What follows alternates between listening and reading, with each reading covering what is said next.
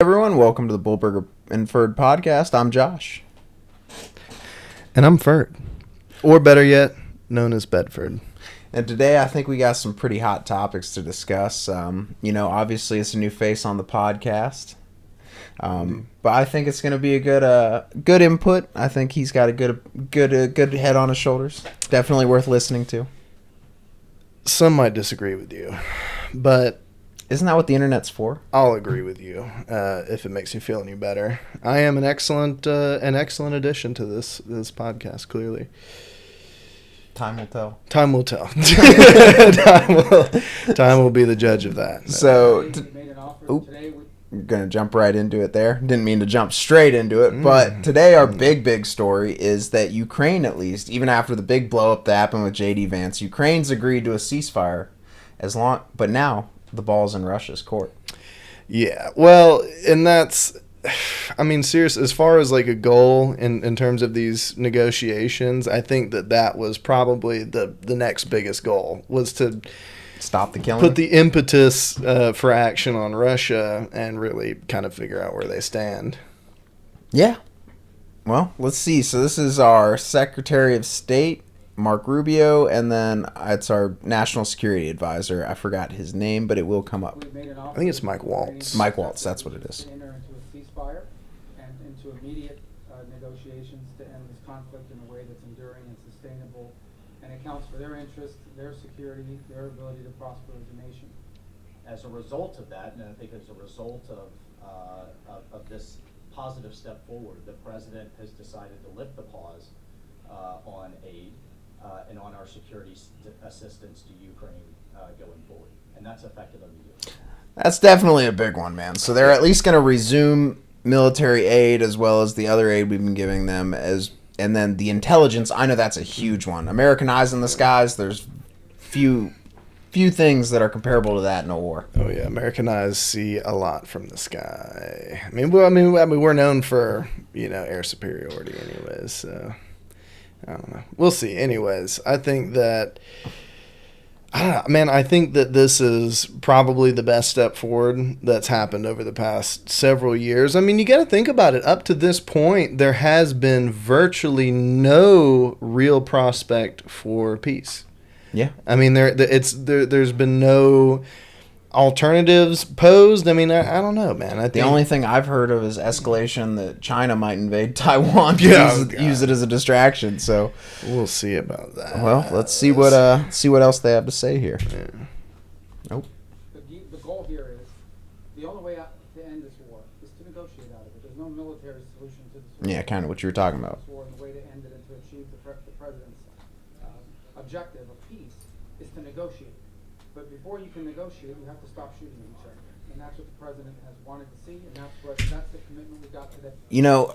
I do think that's kind of important. I think if me and you were going to try to talk to each other, it'd be pretty hard over the sound of gunshots. If I was attempting to shoot you in the face, it would provide little incentive for me to actually hear you out and what you have to say. Do you ever think someone stopped shooting someone because they said to stop shooting them?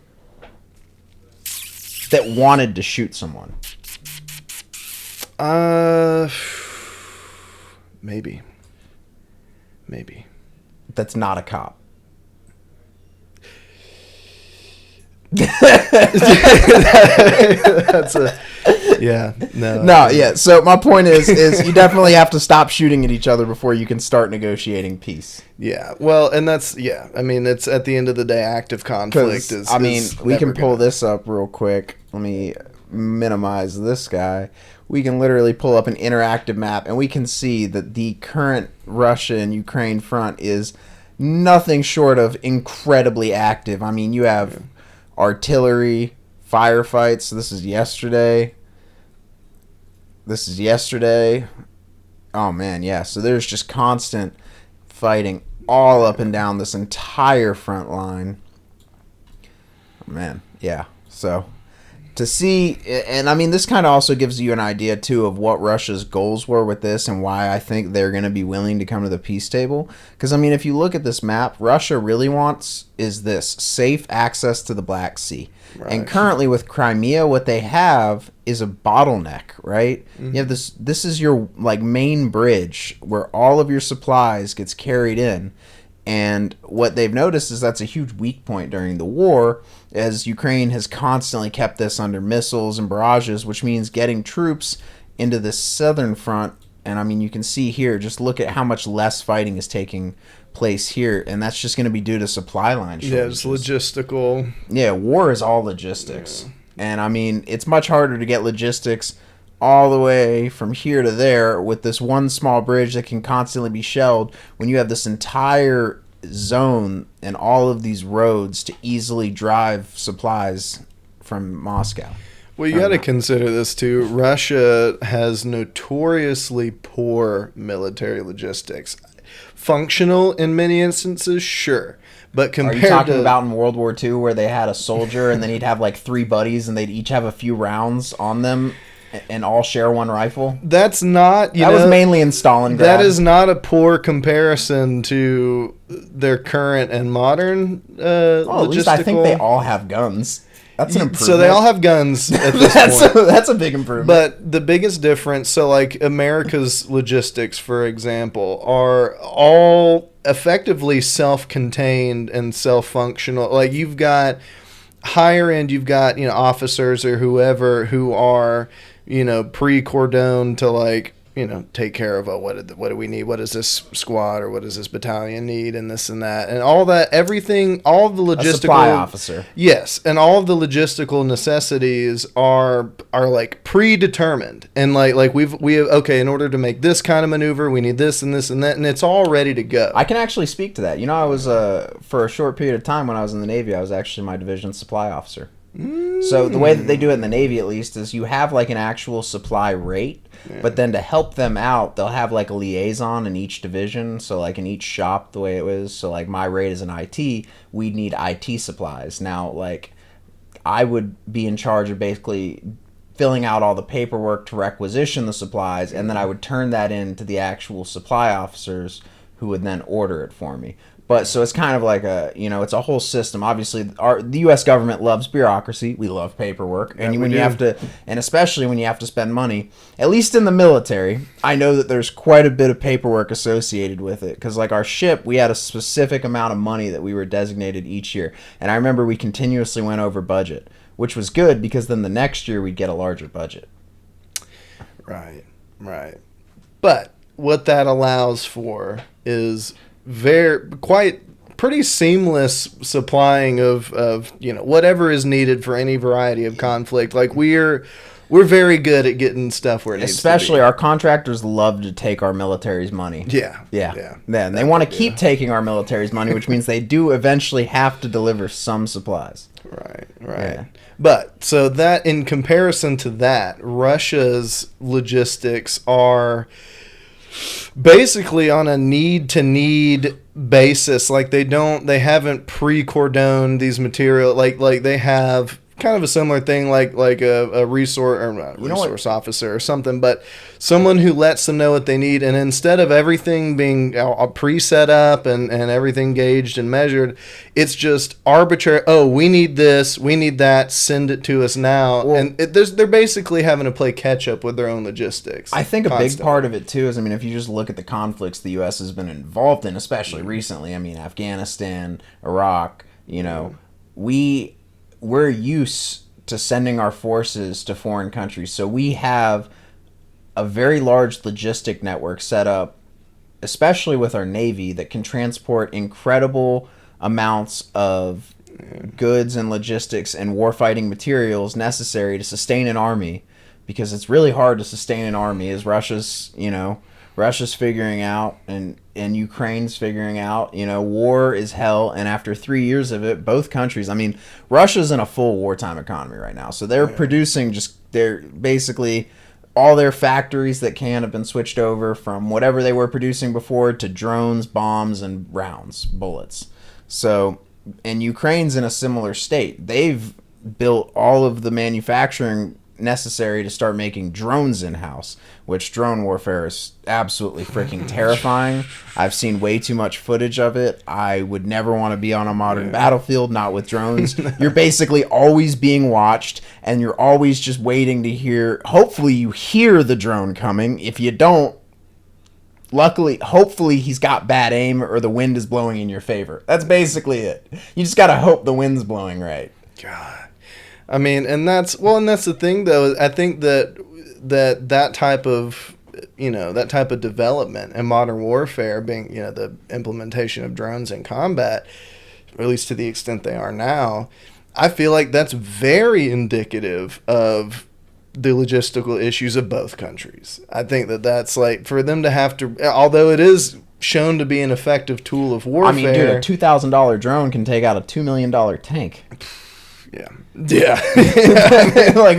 like the modern tanks, they have all these crazy anti-RPG, they have reactive armor and all that stuff. Crazy. A drone flies in the hatch and detonates inside it. What you gonna do? Yeah.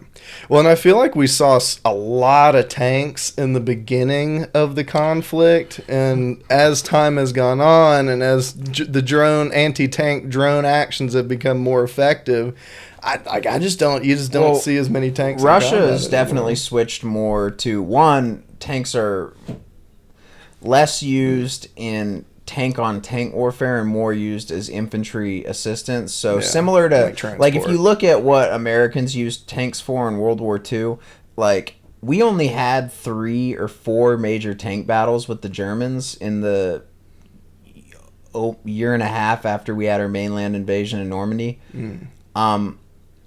99% of what the Shermans in World War II were used for were infantry support, and that's why most tankers would prefer the 75 millimeter, even though it was less effective against armor. Well, you never freaking saw German armor, and most of the time when they did, they actually ran into anti-tank guns. So they preferred the anti-infantry weapon. And that's kind of, I think, what Russia's realizing, is that tanks are more used to shell and assault trenches and less used in tank-on-tank. And so what they're doing is they're just depleting their reserve stockpiles of Cold War tanks. So if you actually look, Russia has been using old tanks. Yeah. And they're not really bringing all their modern tanks to the front lines. I think that's a lot of part because what's the point of a modern tank when a $2,000 drone can fly in an open hatch and detonate inside it? And guess what? It's just as effective as a dead old tank, if they're going to get blown up, you might as well let them blow up the old stuff.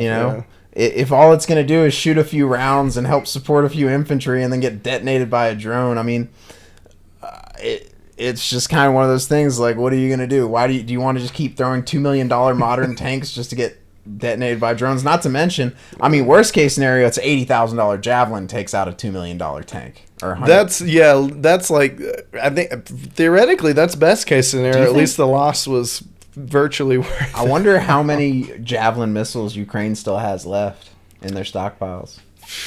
Well, I assume we've still been giving them Javelins over. I know that was like kind of one of the first big things that we gave them, at least that we saw, that was incredibly effective on the battlefield, was like, because I mean, they had, I think Russia was doing. Why they're so effective too?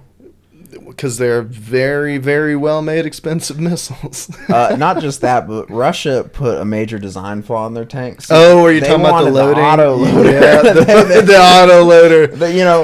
It's a strong auto loader. It makes tank fire very fast. It also makes the tank explosive when it's hit.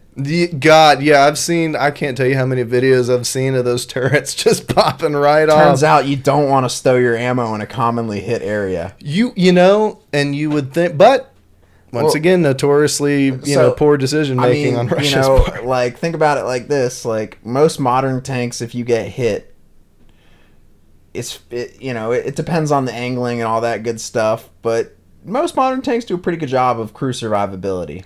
Yeah. But when the ammo detonates inside the tank, and you have the tank turret go like 30 feet in the sky. Yeah. Well, by comparison, American I think you're tanks getting a pretty low survivability. Definitely, and that's where the benefit of the wonderful design of the Abrams comes into play. Where a person still has to manually instead of an load auto every loader, round. you have a real uppity 18-year-old who's just ready to shuck shells into that Yeah, barrel. he's freaking ramming them in there. And man. there's and if Full speed. and on top of that, they actually have wet ammo storage in Abrams tanks, so it's And more importantly than anything, if the loader goes down, someone else can take over his job. bingo. Yeah, Bingo. because guess what? There's always more 18-year-olds. There's always more 18-year-olds. Golly. Yeah, But Sergeant or Private Timmy can always be replaced by Private Jimmy. Jimmy, Timmy, Yeah, Jimmy, Timmy, little Jonathan. little Jonathan. You know, Little they're all Jonathan- ready. little Jonathan's Well, real you gotta good at remember they go shucking by their shells. last name. Yeah. Damn, if you have the last name Timmy. Oh God. Well, okay, and that'd be the worst part too. I don't know about First the other name, branches, last but we name. were in the Navy. Every time they always use an example of something not to do, they'd always be like Seaman Timmy. So fucking Seaman Timmy always fucked up. So I assume it's Private Timmy too. Private Timmy always fucking up. That's not Private Jimmy's not very good either. That's Jimmy. Jimmy. But no, so anyway, so back to the You get a little off topic. not to get too into the weeds here. Back to the deal, right? And really, I yes. think what we should consider are any potential I mean, are there really any better alternatives to I was ending going to say the there are conflict? alternatives. Yeah, well, ending the conflict and preventing further conflict. Because that's the thing. It's one thing, and as we're already Again, seeing, it's Still applies to that. If you use nukes, you're preventing further conflict. Hey, if World War III is fought with nukes, World War IV is fought with sticks and stones. Yes. Or no one remembers Yes. the previous 3 world which wars. is why nobody on this green earth wants to blow it all up with nukes. And that's the thing is, so I mean, if you think about it, let's just say hypothetically, if this deal were I not do to be love reached, hypotheticals. if this deal were not to be reached, right? What would the progression? I mean, would it be much of the same? I mean, I'd have a good mind to say that it would be, but like, what if not a deal brokered? What does the end of the war look like? Military contractors in America getting even richer for another That few true. years. Yeah, that too. I mean, look, Mitch McConnell said it himself. I can pull up the clip if it might be a little bit hard to find, but he literally said that money is not going to Ukraine, it's going to American defense contractors. Yes, who make the things that we send to Ukraine. Yeah, exactly. Yeah. So basically, the U.S. government gave a loan to American defense contractors to send money or to send weapons to Ukraine so that they could defend themselves.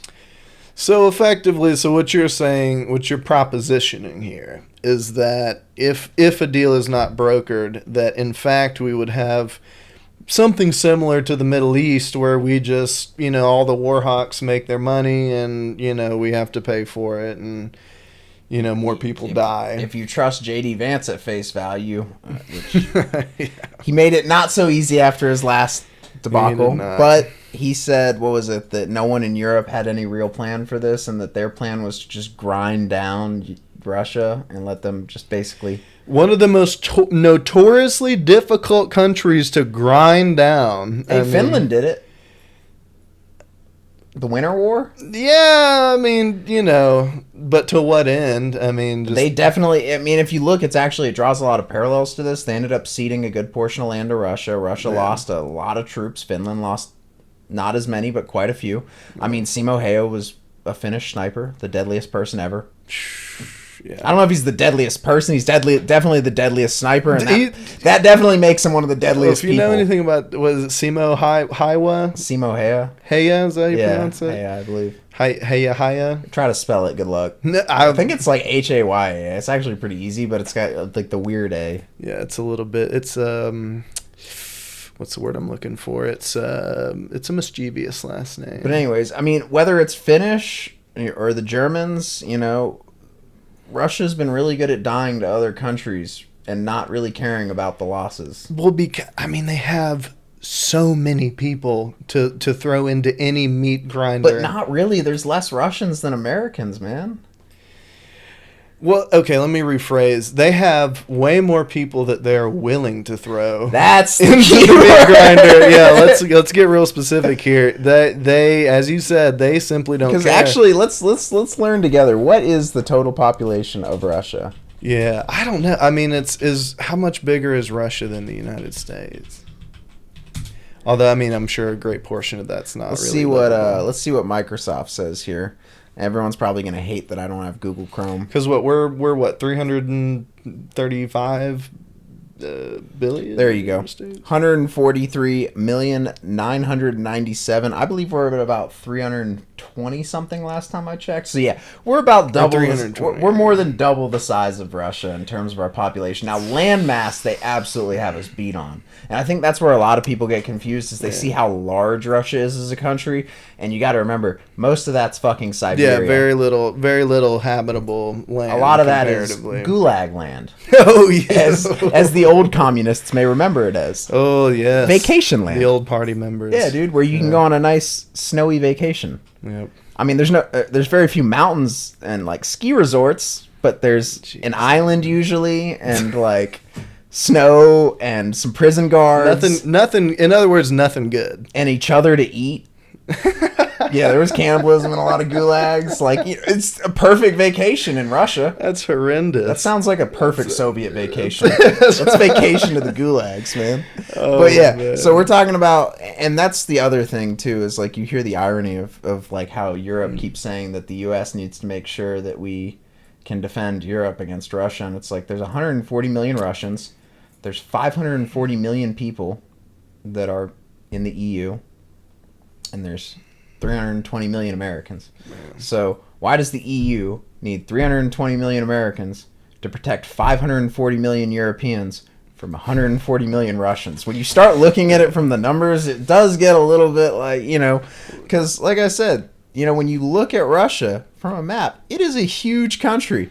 But when you really look at where it's populated, it's going to be in this area for real. And that's not nearly as big. A lot more on par with the other European nations. Yeah, because look, you can kind of see, there's not a lot of green up here. That's a lot of nothing area right there. I don't see a single city in any of Well, those. you can see. I love how you can see the the dissolving of borders as you get to the less inhabitable portions of Russia. Oh man, but yeah. And then you can see, here's Alaska. So this is the thing, too. Well, we do share some, Alaska is very close here Thought you were and here. pointing to Asia for a second. No, dude, this is Alaska. This is America. I know it, America almost touches Russia, but it's only in this one spot. In And there, we're okay, technically wait. also still separated by Canada. Isn't there a little small, tiny little island in between those closest parts right there? It looks like it. Yes, and it's Look, there's 3 little islands, actually. Oof. Yeah, well, that big one is Is that U.S.? I'm guessing this is Russian and this is American. Look, if we're going to go based off this, I think this... So this is technically U.S. international water, or U.S. waters. And how many miles is it off the coast? Is it 20 miles off the coast? I'm not sure. I think 20 miles off the coast is your country's waters before you hit international waters. So I think that's what maybe they're trying to say here. I don't know. I thought it was like 15 miles off the coast. But again, Actually. Alaska and Russia, very close. Yes. Yeah. Yes. I'm going to say that this is probably more populated in this area than in this area. But I don't know that for sure. Because Alaska's not very populated and Russia's not very populated. Like their population density, they're going to have their city centers like in Moscow. That's going to be much more dense. But I mean, man, dude, they did get quite a bit of land. And like I said, they got Black Sea access, man. They got pretty much unimpeded. So like in terms of if Ukraine doesn't join NATO, they get to keep all of that land that they captured that gives them unimpeded Black Sea access, and you're no longer... Russia or Ukraine keeps it? Russia. Okay. I mean, do you think Russia's just going to voluntarily cede over land it won in war, whether that war is legitimate or not? Well, it depends. I think so. Let's go back to like the deal and tie that in here, because if we were to own 50% of the mineral rights, which I would imagine that would encroach upon the territory of Ukraine that Russia's already got a hold of. I mean, I feel like that would be incentive for them to, otherwise there would be none. I mean, frankly, I would concede that there would be no incentive for them to just give that up, even with a ceasefire and peace talks and whatever, unless they just arbitrarily decide to. But if the United States owns half the mineral rights to that land, anything that they do to that or not do or whatever is going to be messing with our stuff, right? Yeah, and I see the incentives in it. I'm curious to see how the agreement works. Obviously, Ukraine's not in much of a position where they can really leverage a lot of things right now. The U.S. has the most leverage of any of the countries in these negotiations, probably more than Russia, just because of the fact that, well, Russia basically has the whole world as its enemy right now except China. Yeah. And especially all of its neighbors. I mean, dude, I think we might have actually been pointing to some of China instead of Russia, because this definitely goes to East Asia too. Because parts of this, it's hard to tell with these borders, but I think Russia actually ends. No, that was Russia. My bad. Yeah. Oh, because this is Japan right here. Yes, and then there's Korea, the little peninsula right there. And oh, dude. So, okay. So they actually have a live update map. So air defense worked in Kiev region. Air defense worked in Sumy. White House U.S. envoy Steve Witkoff heads off to Moscow this week. Okay. So here's a cool update. So we have a U.S. envoy heading off to Moscow right now. Interesting. Well, I'm sure they're already I'm sure there's probably already U.S. delegates negotiating in Russia right now. Yeah. There's just more on the way. We have an embassy in Russia, don't we? I'm sure we still do.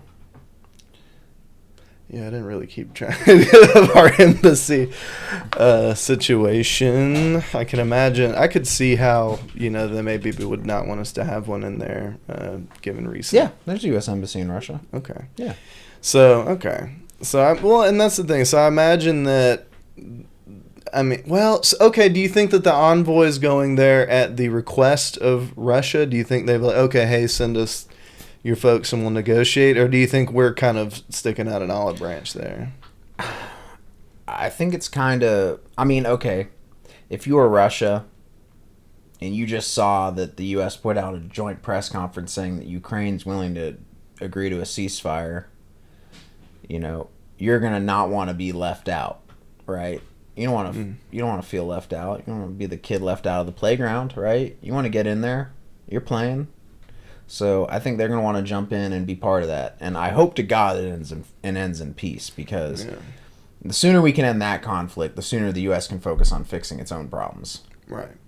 Well, and I think that also, if we're gonna talk about maybe the right humanistic view, like where we're really considering the people of this conflict. I mean, not to parrot the current Trump rhetoric or anything, but I mean it's the death is pretty abhorrent. I mean, especially when you get to see, which I think is an interesting thing about this conflict, is that it's, I would say, easily the most documented conflict of our history up to this point. Yeah, Instagram has turned into literal live leak. Yeah, I mean, and it's to the point where it's like, anyone who's not aware of how severe and how absolutely terrible the actual killing has become in this conflict, they would just have to be I don't know. They would have to be willfully ignorant not to consider that. Or just not understand it or not watch the video. What kills me, and I've seen too many of these, and I really need to not watch them, and I do skip past them now, but it's the FPV drones where they go after people. So it's the suicide drones, and it's literally like a dude, he doesn't usually have a gun, and he's just like trying to swat at it with whatever he absolutely can. And, still a person, like... Yeah. Well, and they're starting to say, have you seen the videos of the drones killing North Korean soldiers? Like, who have no clue... what's happening? What's going on. Like, this is a concept... Rita drone! Oh, God, that's... Boom! Oh, wow. I don't think they sound like that. I don't know, but... Yeah, that was terrible. That was a little insensitive, Joshua. I'm sorry. I'm sorry, Koreans. God damn. But not North Korea. This isn't South Park. Koreans. This isn't South Park, Joshua. Okay, See, I don't ever apologize to North Korea. You can apologize to South Korea, totally fine. But the people of North Korea, dude, they're never gonna. They see don't this. even understand. They're never gonna see this. That's also true. I suppose. You. They don't have access to this internet. The only North Koreans you would offend would be the KimmyNet. ones who have already defected and who already have a pretty poor opinion of their former nation, I would imagine. So I think you're in the clear. Well, I mean, yeah, you could just say that was. You know what? Never mind. We'll move past it. We'll move past that. So Tuesday's talks occurred at a crucial time in the war. Moscow's forces continue to advance in the Kursk region of Russia, where Ukraine launched a shock incursion in August, threatening Kiev's sole to territorial bargaining counter. The U.S. Ukraine joint statement emphasized that Kiev has expressed readiness to accept the U.S. proposal to enact an immediate interim 30-day ceasefire, which can be extended by mutual agreement of the parties, and which is subject to acceptance and concurrent implementation by the Russian Federation. The United States will communicate to Russia that Russian I can't say that. Like a third grader trying to read for the whole class. Reciprocity. Reciprocity.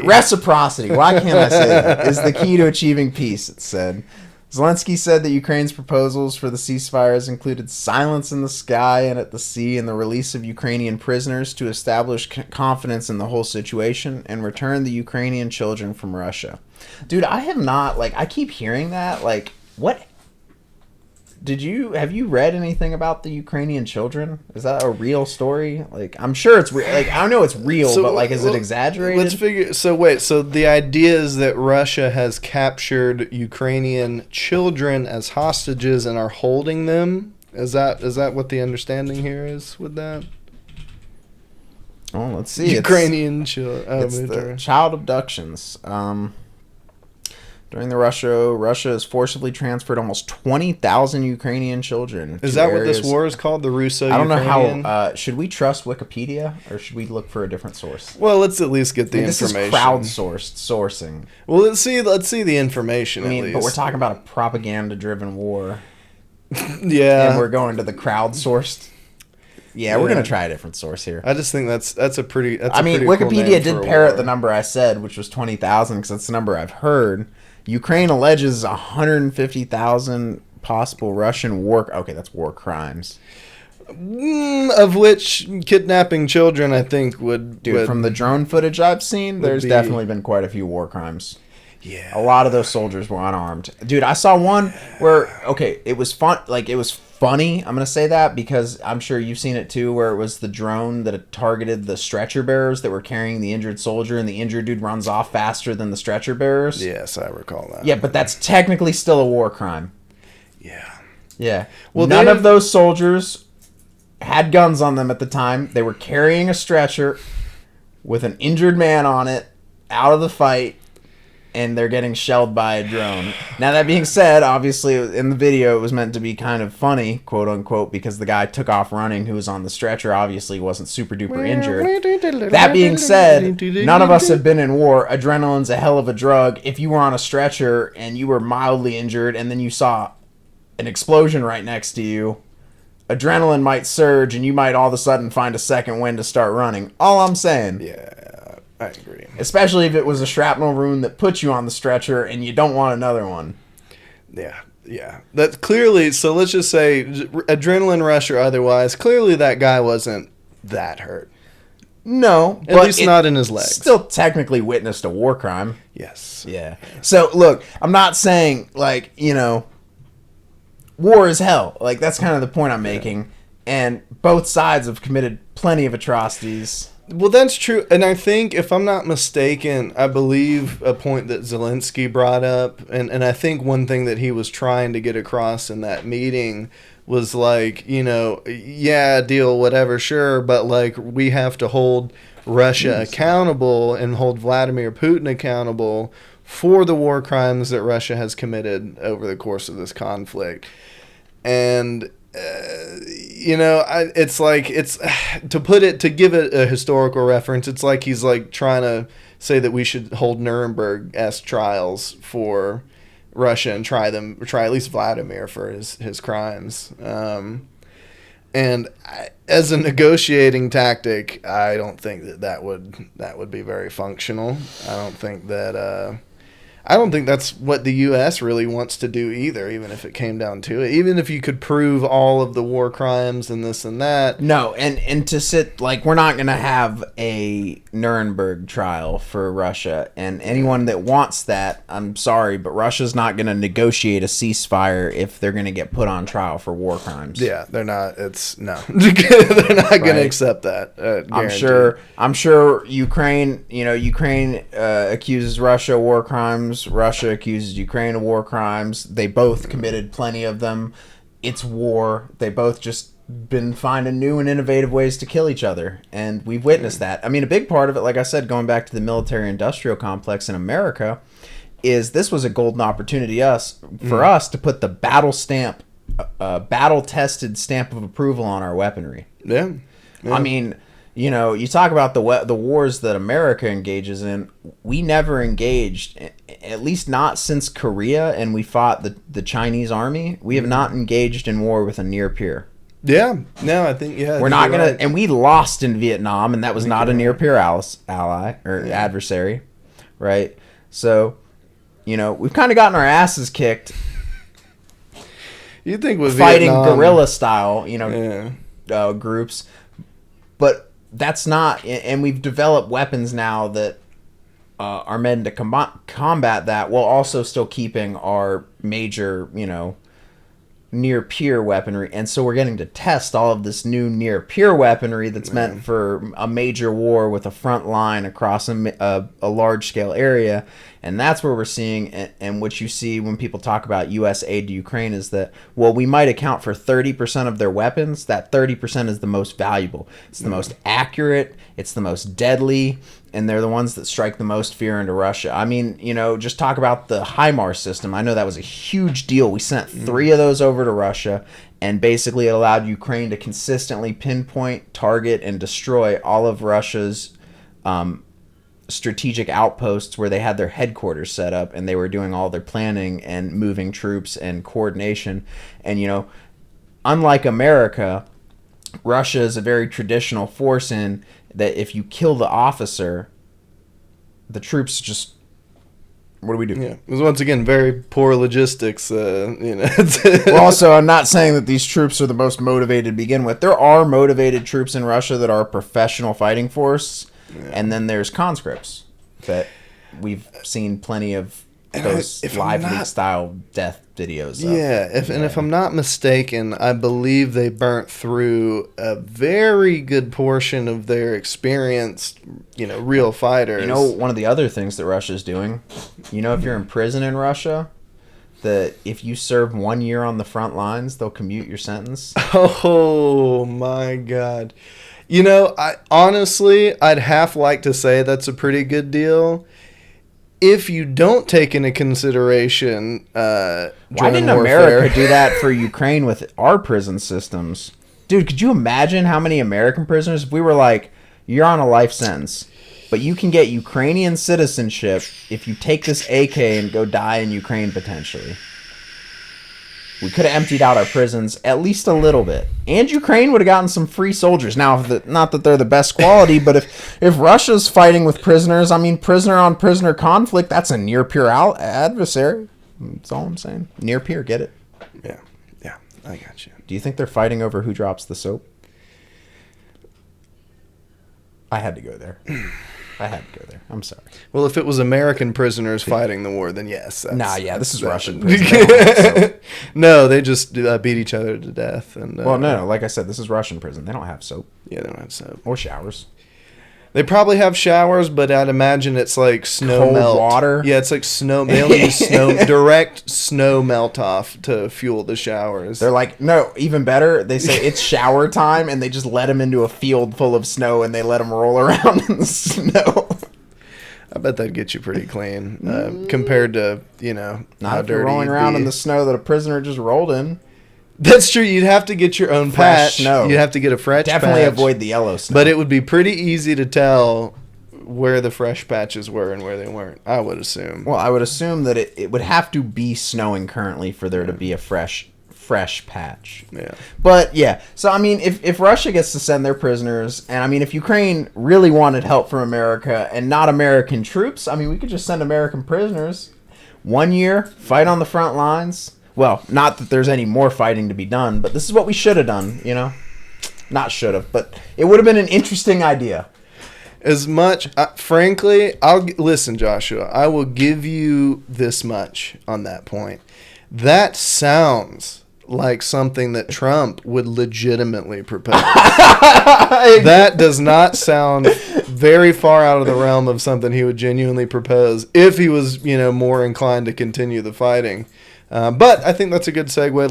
Let's talk about the implications of the actual deal. Right, let's talk about that. Right, sorry about that. I'm back. I had to use the restroom real quick. So jumping into the consequences of what this ceasefire means. So at the White House, President Trump said he expected to talk to his Russian counterpart, Vladimir Putin, later this week about the possible ceasefire, telling reporters it does take two to tango. So... And that it does. I mean, if you think about the real implications of the United States owning 50% of the mineral rights of Ukraine, I think that would most certainly serve as a great deal of incentive for Russia to back down from their attack of Ukraine. And I've been reading about this. One of the things I'm not seeing is the mineral rights deal, which I assume that if Ukraine is agreeing to a ceasefire, that they're also going to be agreeing to that. But I haven't seen anything. I think the ceasefire is meant to further facilitate the making of the deal. Well, ultimately, the ceasefire needs to happen. So now the ball is in Russia's court. I think that's the biggest point and the biggest thing, regardless of if you think Trump is pro-Russia or against Russia. I'm not going to try to sway anyone either way. I think Trump is more pro-America. I hope he is, at least. He is our president. He's not the president of Russia. Yeah. I think that he's trying to do whatever he can to at least negotiate end of this war because it's just better for the economy. If we want to look at Trump as the sheer businessman perspective, war is good for a very select few people while kind of crapping on everyone else. Yeah. Unless we're playing war dogs here and you want to go start gun running, we're not going to really make too much money off it. Yeah. If anything, it's just going to cause inflation, which is actually going to take money out of our pockets. So. Yeah, so I think ultimately the ceasing of the conflict is, that is clearly the most present and important development. But I think that, like I said, depending on how the deal goes, because it's also interesting. It'd be a lot different if, for example, we had already struck a deal with Ukraine to support them in the conflict for the mineral rights. But, and this is the interesting thing to me, is that although the mineral rights itself presents counter incentive for continued invasive activities, I think that while that's still on the table, obviously it's only prospective counter incentive. It'd be like the idea of that would be what's dissuading Russia. And frankly, I don't know if that would be strong enough. I think that, I don't know. This is my opinion. I think that if we were to just go ahead and strike the mineral deal, just pen to paper, get it signed and done, I think that would very much aid in the positive outcome of these discussions. But we'll see. Maybe just having it on the table with everything else is enough to achieve that. But we'll have to see. But we're in we're in a point now where Russia is going to have to. They're going to have to. Well, I'll say this. I think it would be the clearest indication of what their true intentions are, depending on how they respond to this stuff. That's an interesting response by Google AI. So while you've been talking through this, I Googled this. I said, does the mineral deal with Ukraine impact or have any impact on the ceasefire? So Google's AI thinks that it could actually prevent a ceasefire. because it hasn't been approved yet. So I just researched it. Ukraine hopes minerals deal will win back U.S. support. I mean, I could see maybe it wouldn't aid it in any more. You know, they wouldn't increase the incentive anymore potentially. But I don't see how that could be a detraction from the negotiations. It will propose an aerial and naval ceasefire and introduce a truce to revive. Oh, okay. As well as they are reviving the mineral deal. Okay, so this is the first story I've read where they're talking about that. The Ukrainians' hope is that the U.S. renewed buy-in pressure would put Russia in a corner, basically, and force them to right. Well, yeah, which is exactly. I mean, that's and I don't. It's kind of shocking to me how at least seemingly under-discussed that aspect of the mineral deal is. I mean, most of what I've heard is just how, you know, terrible that would be to the Ukrainian people if we owned half of their mineral rights, and it would just be a horrendous thing for us to do to them. But, like it says in the article, I mean, that's like, well, Zelensky, it's saying incentive. Here, Zelensky offered up his country's mineral rights as part of a ceasefire deal with the U.S., well, with Russia, but, you know, negotiated through the U.S. So this is a really weird position for the U.S. We're Yeah. negotiating peace for the world. That's a, you know. When if we're the world police, it's what we do, Joshua. Yeah, but I don't think, have we ever brokered a peace deal? Well, I guess North and South. No, we can't even say North and South Korea. No, because they're yeah. technically still at war. I mean, that Rocket Boy stunt that Trump pulled way back when was. It kind of does draw a few parallels to this, where not in like.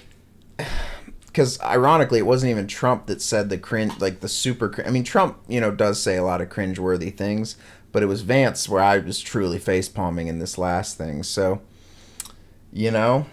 Well, would you consider that? So talking about North Korea, I mean, I don't see how it's far out of the realm of believability to think that the U.S.'s direct support and the stakes that we hold in South Korea.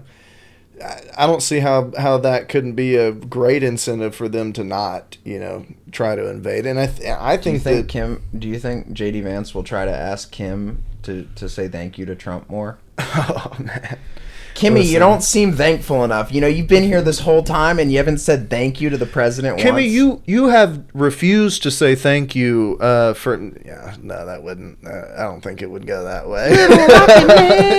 I don't think it would go that way. I don't think that he would benefit that conversation much to the same degree that he it just did. blows me away, man. You know, he's so good on a debate stage. How can you be that shit in front of a world leader? I think Pressure of the moment, man. You've been in front of the entire American public before, while getting basically all of your past dug up, your ideas challenged, and the public being told how terrible you are of a person. And he had some shifty and ideas. then clap right back with clear and concise responses, and then you're in a end a massive war that could potentially lead to the end of the world. And you start yelling that you need to be more grateful. It's just perspective and like, Jesus, JD, you set your political career back a few years with that one. Yeah, it was very much of a time and place discrepancy going on there. Like he just, I mean, if he wanted to, okay, I think that what he was trying to do, this is my opinion. I think that he was trying to be Trump. I think that he was trying to embody that crass and like, you know, obtuse nature of Trump. You know what that led to? Trump having to bail him out. If Trump is having to bail you out from some shit you just said, probably shouldn't have said that. You gotta settle down, JD. You're really causing some problems here. You're not making it easy on us. You're, you know, quite frankly, talking out of turn. See, and if I had to imagine what that conversation post-negotiation, well, I don't think you could call it a negotiation, but post whatever that was. Yeah, post whatever we watched. I think that Trump probably had some choice words. And for anyone who knows anything about the state of, or the football in the state of Alabama, there's a football coach called Nick Saban. Roll Tide. Who is let's just say that he is not afraid to chew out his players when they make a mistake. And I mean, really give it to him. And I think that's probably something that happened. Dude, that is an incredible, dude. So according to the text, Ukraine will contribute 50% of future proceeds from state-owned mineral resources, oil and gas to fund, and the fund will then invest to promote the safety, security, and prosperity of Ukraine. Yeah. Meanwhile, the agreement says the U.S. government will, subject to U.S. law, maintain a long-term financial commitment to development of stable and economically prosperous Ukraine. The U.S. will own the maximum amount of the fund allowed under U.S. law, the agreement says. In the days before the deal was supposed to be signed, disagreement over its terms formed a deepening rift. No, excuse me. Yeah, excuse you. The Ukrainian president rejected the initial request for U.S. $500 billion in mineral wealth, but his demand was dropped from their version published online. So let's see. What was the final? Trump repeatedly claimed $300 billion and $350 billion in aid. Then he wanted to get money back through a deal. Okay, yeah. So we've known this $120 billion.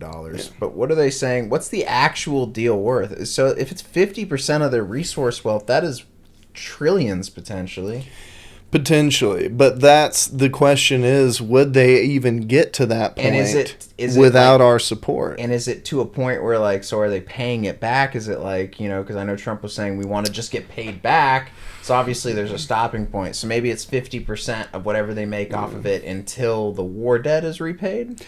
Well, what is their war debt to us at this point? Like, according to the Cure Institute, we've sent $120 or $20 billion in aid. Now, how much of that is aid and how much of that was a loan? Because if you actually look, the majority of European what Europe gave to Ukraine was also loans. It wasn't aid. It wasn't just direct aid. I think like 30% of what they received. Yeah, our aid, if I'm not mistaken, I believe our aid was basically no strings attached. Yeah, well, I mean, minus whatever, you know, behind the scenes agreements were being made, you know, but yeah, Europe and every bit. I think a lot of those European countries, most of that is designed. Their aid was designed to be paid back, whereas ours was absolutely not. And I think that this would be a totally reasonable way for them to repay.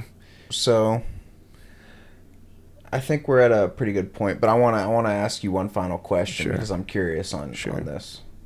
So Trump's going to meet with Putin next, or later this week. How do you see that genuinely going? I think, well, Trump has a very interesting way that he goes about, you know, having these meetings and discussions with other world leaders. I would think that just intuitively, I would say he's going to try to hardball him a little bit, but by the way that he's been talking about it, I mean, he could try to actually, you know, be real smooth about it and kind of, you know, try to iron stuff out real business-like, real tight, concise agreements. But like I said, we'll have to see. Because it's, you know, Trump is notoriously unpredictable. Especially, I mean, if you could have thought, could you have possibly seen the Rocket Boy fiasco going the way that it did, where it had him invited to cross the DMZ? So, this is, you know, in my opinion, it's kind of similar to yours, is his unpredictability. And I'm going to base this on, you know, what's happened in the past. He's going to say some shit. Everyone's going to freak out. They're going to think that there's no way. Russia might even walk away. It's soiled. He's soiled the there's no chance. Like, apparently now Trump insulted Putin or something was said. He called him Vodka Boy or something. I don't know. And then a week later, we'll be talking about a ceasefire agreement. It'll be a week of freaking out. And pray to God a week later at ceasefire. Yeah, I think that's a reasonable assessment. I think we're looking at about 2 weeks till maybe a week till a full ceasefire. Hopefully, at the earliest, I'd say a week or maybe. And we'll see. I hope I'm wrong. I hope it's a few days. I hope the fighting stops. Well, it depends. It depends on the strength of. I think how quickly this will be resolved will depend on Ukraine's fervor to actually relinquish those mineral rights, and I mean they'd be getting in bed with the U.S. effectively. And what's the quickest way to dissuade any ill-meaning foreign powers than to put yourself in bed with the U.S., who will 100% 9 times out of 10, if it's something that is theirs or ours, I should say, and if it's our stuff, we're gonna do what it takes to protect it 9 times out of 10. It's especially that. But what would you say? 500 billion? Well, I mean, it's mineral significantly more than Ukraine's total mineral wealth is close to the Congo. It's estimated around 20 trillion, or I believe somewhere around that. It's a large quantity. So that's why I'm saying I'm pretty sure that it's not going to be 50% overall, just unending. It might be. I doubt that. I think that just doesn't make sense in my head. It might be what it takes to create that counter incentive, though. No. I think if you just... I'm sure there's a better way, but I think that right now this is the way that we're going, and we'll see where it goes. And like I said, I hope within the next week the fighting has stopped, and that not only are we in negotiations for a lasting peace that doesn't just end like what happened, after the peace after Russia invaded Crimea. So I guess time will tell, though. Just like with all things. We will have to see. Anyways, thank you guys so much for tuning in to the Bullburger and Ferd podcast. Please don't forget to like, share, and subscribe. Yes, please do. And try to be gentle on us in the comments. Yeah, and give a like for Bedford. It's his first podcast. This is my first podcast. And I hope I didn't sound too dumb. Maybe just dumb enough, hopefully. I think... Relatably dumb. Yeah, ideally. Yeah. Like Walmart America. Like Walmart America, yeah. All right. Well, that's a good one to end it on. Goodbye, Walmart America. You guys be easy.